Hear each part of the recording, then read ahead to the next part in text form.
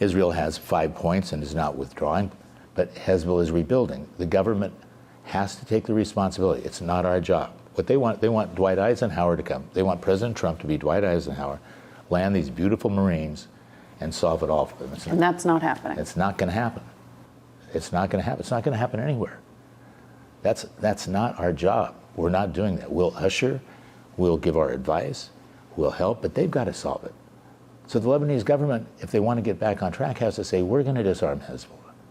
They're scared to death that causes a civil war. Well, no kidding. And we're talking about the left disarming Hezbollah. It's the only people who are there. So LAF being mostly Sunnis, there are Shias, and it's a good organization. It's well-meaning, but it's not well-equipped. Because who are they going to fight?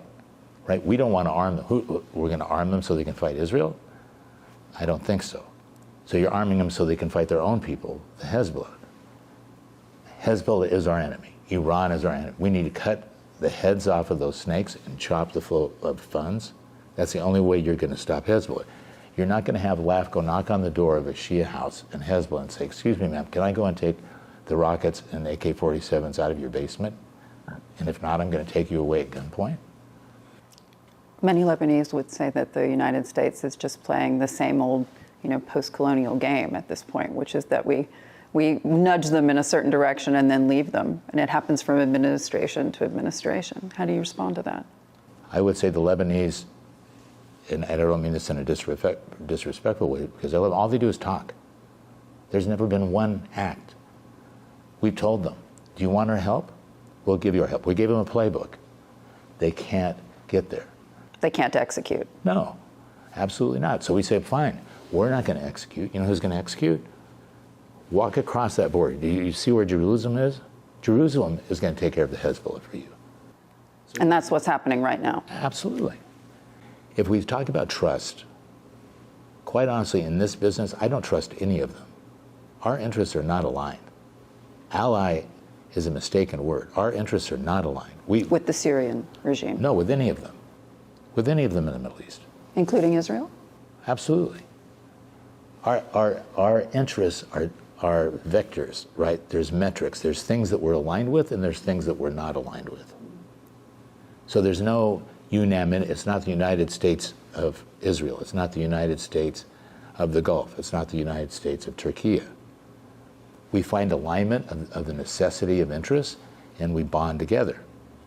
But blind trust on any of them, I don't think anybody's ever had it. It hardly exists amongst our states. But so the world says they won't accept anything less than a two-state solution.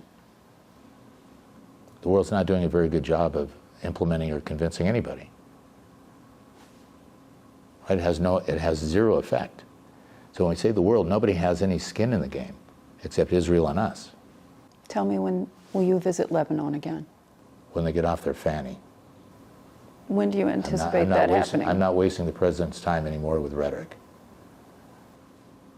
We've given them a path. We've told them what the path was. They continually refuse to really honor it or do it. I have great respect for all of them. I know this is a difficult decision. I know they don't want a civil war. There's not going to be a civil war. Hezbollah is at the lowest point in history they've ever been. We'll help them, but if they don't want to help themselves, this president's not going to waste his time and effort. He'll support him. He'll support LAF like we always have, and move on to the next venue.